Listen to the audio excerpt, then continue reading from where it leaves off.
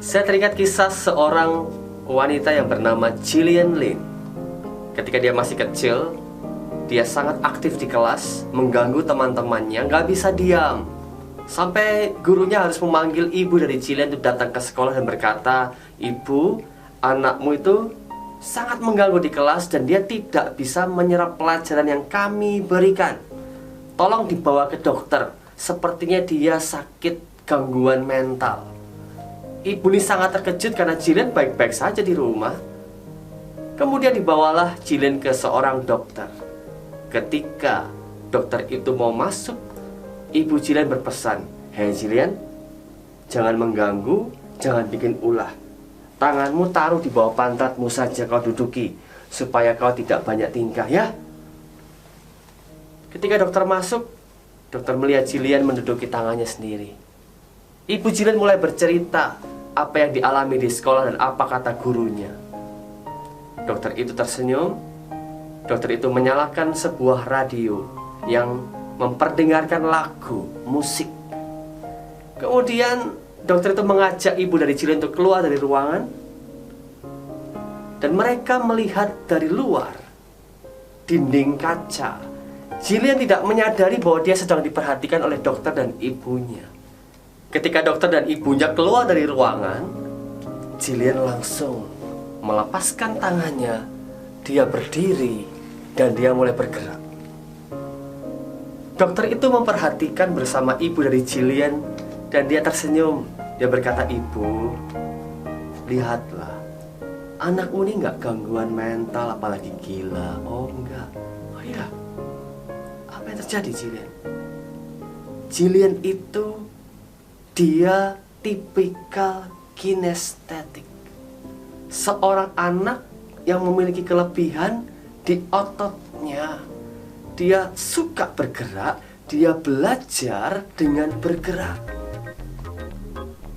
Saudara, Gillian Lynn kemudian dipindahkan oleh ibunya ke sebuah kelas menari, ballet school di zaman itu. Atas saran dari dokter, keluar dari sekolah dipindahkan ke sekolah menari. Bertahun-tahun kemudian Gillian Lynn mengatakan pada wartawan yang menginterviewnya, "Ketika itu, aku masuk ke ruang sekolah menari. Aku menemukan duniaku.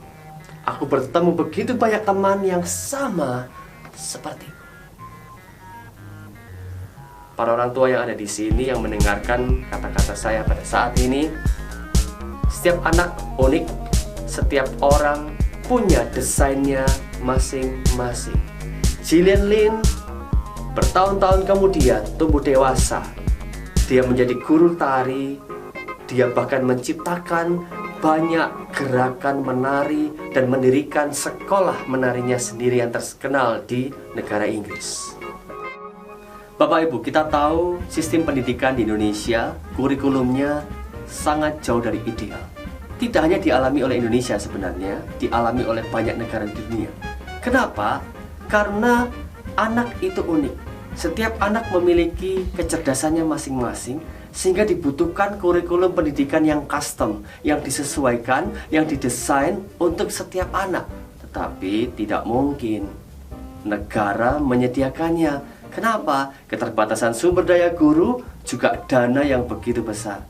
Oleh karena itu, peran orang tua, disitulah tanggung jawab kita sebagai orang tua untuk buah hati kita, mendukung, menyediakan pendidikan yang terbaik buat anak-anak kita.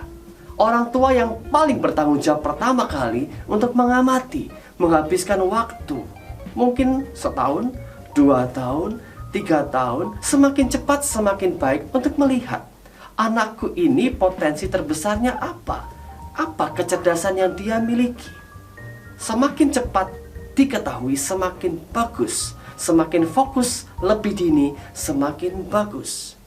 Ada kecerdasan matematika, bahasa, musik, naturalis, kinestetik, spasial, interpersonal, intrapersonal, eksistensial, dan spiritual. Dan setiap anak-anak kita punya kombinasi kecerdasan. Minimal mereka punya 2. Ini perlu kita temukan, harus didukung. Orang tua paling bertanggung jawab terhadap keberhasilan buah hati kita di masa depan.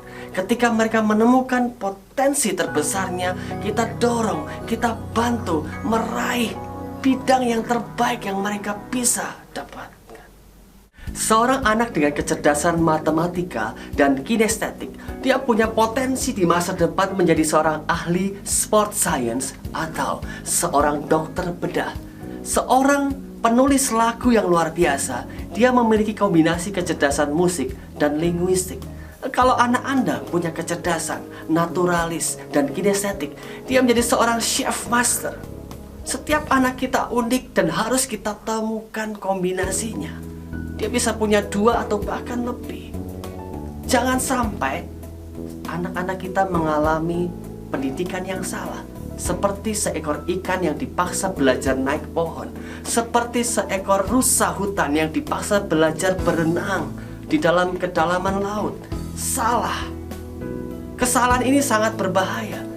Kita bisa lihat apa yang dialami banyak sekali anak-anak sekolah zaman ini. Capek sekali, kasihan. Sekolah dari pagi sampai sore, pulang bukannya istirahat atau refreshing mind, enggak. Mereka malah diharuskan untuk kursus A, B, C, D. Kasihan sekali, di usia sangat muda kita bisa melihat banyak anak-anak kecil kita mengalami depresi, kelelahan mental. Nah, para orang tua, saya tahu, saya yakin Anda mencintai buah hati Anda. Tetapi kita harus belajar menemukan apa potensi mereka yang terbesar. Kita harus mendukung mereka sesuai desain dari Tuhan untuk mereka, bukan keinginan kita sebagai orang tua.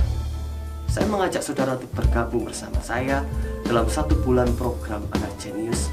Saya akan membagikan prinsip-prinsip untuk menemukan potensi terbesar anak dan bagaimana strateginya untuk mengembangkannya sedini mungkin. Bersama saya Coach Ronnie Paul. Mari bergabung dan kita akan belajar bersama-sama.